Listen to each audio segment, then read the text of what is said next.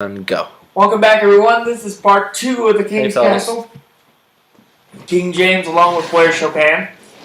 And we've been talking tonight about the upcoming draft for WWE, which you will see tonight on the premiere of SmackDown Live. But I want to segue a little bit here and talk about the structure of how this is going to work. Because it's really quite interesting. Because what's going to happen is Mick Foley and Stephanie McMahon will represent Raw, while Shane McMahon and SmackDown's new general manager Daniel Bryan will represent SmackDown Live. Now here's the interesting part. Raw will get the first pick overall, but then for every 2 SmackDown Live picks, Raw will get 3. And because SmackDown's 2 hours and Raw's 3 hours. Right, so it's a bit of a longer segue there. But the interesting thing to me is tag teams will count as 1 pick unless a general manager or commissioner says they want 1 member. And it was broken yesterday that 6 of the draft picks will come from the NXT roster. So my question to you, Blair, is this. After everything we've seen over the past few weeks and months leading into this, who do you see being the number 1 pick for either side? See, so this is interesting. This kind of goes back to it kind of comes back to what you want the identity of each brand to be. So does Mick Foley want to get since he has a cruiserweight division, does he want a younger, higher flying brand? Does he want to draft more established stars like Raw did in the past? Right. Remember Raw, and when the last time they did the draft, they kind of relied on the older, more established stars, while SmackDown was kind of the younger brand. Exactly. Is that flip now? And you said before that the reason for the draft initially was probably because of the inflection of WCW superstars within the brand. Right. And I think this time it's kind of for the influx of NXT guys and gals. Here's where it gets interesting. The thing about it is, since SmackDown's going live, I would think Daniel Bryan and Shane would try to use this as an opportunity to build the brand to become a little more of a flagship.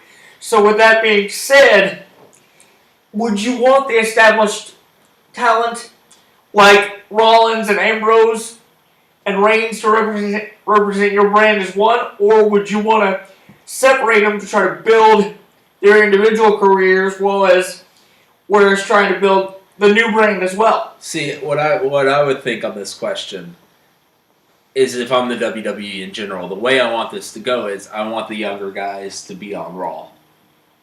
Because Raw is kind of Raw.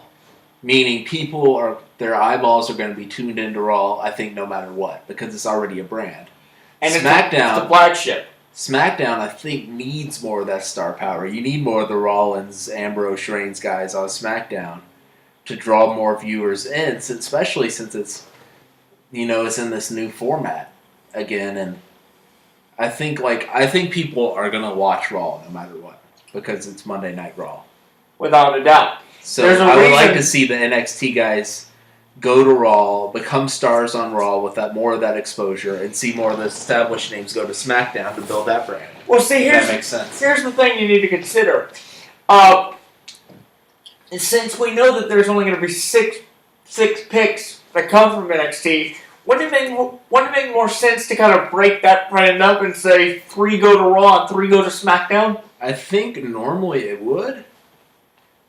But I think the way I'm taking away from this cruiserweight division going to Raw, that Raw kind of wants to go younger. Right. And I think if I had a prediction, this would be my prediction.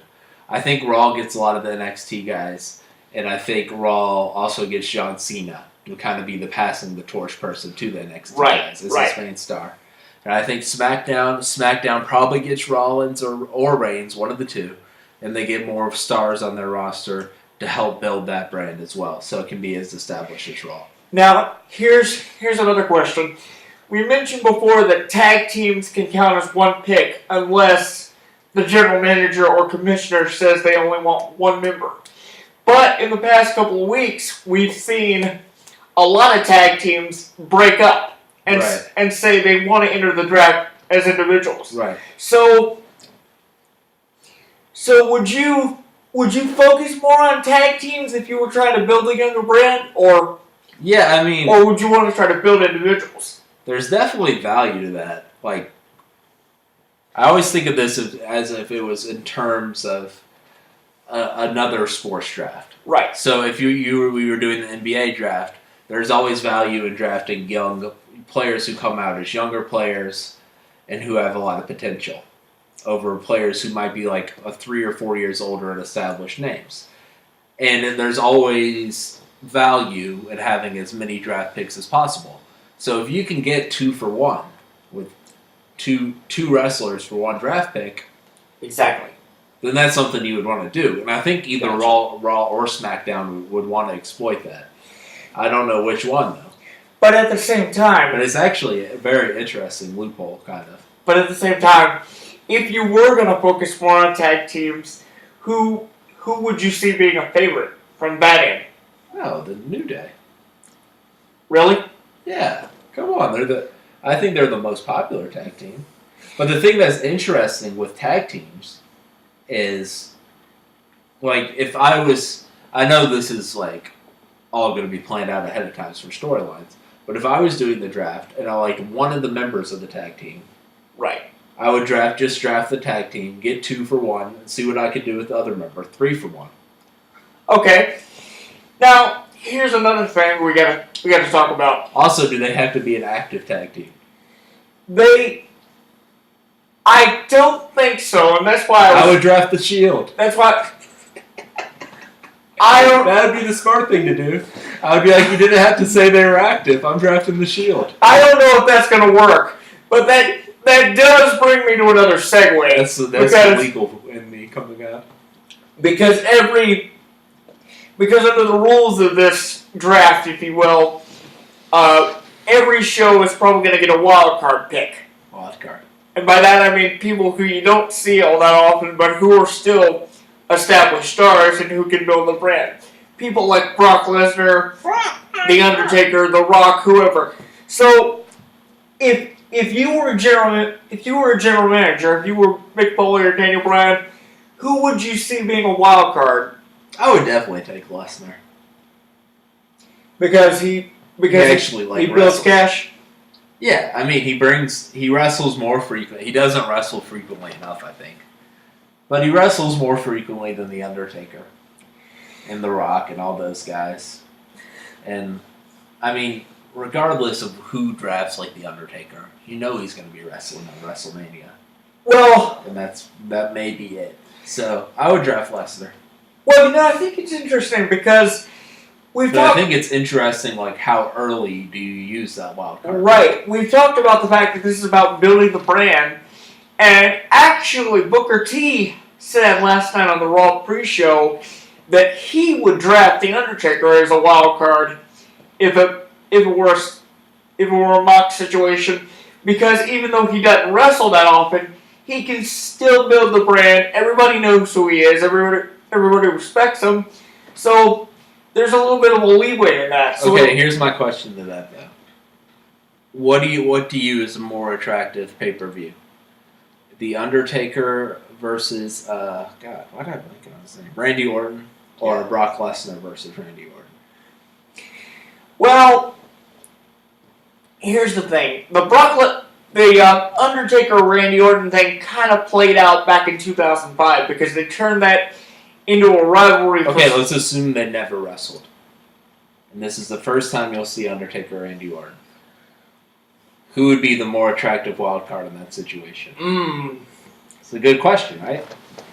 Yeah, I would probably have to say Brock Lesnar because he has, even though The Undertaker has the experience edge, Brock Lesnar has a little more potential to be built as a character. So, right, if Brock Lesnar is more attractive for a one-time event than The Undertaker, and he's probably going to wrestle more frequently than The Undertaker, right. Then why wouldn't you take Brock Lesnar? That would be my argument. That's a good thing to consider, but it'll be interesting to see how it plays out tonight. I know Shane and Stephanie and Mick and Daniel have already made their choices well in advance. So I say good luck to both of them.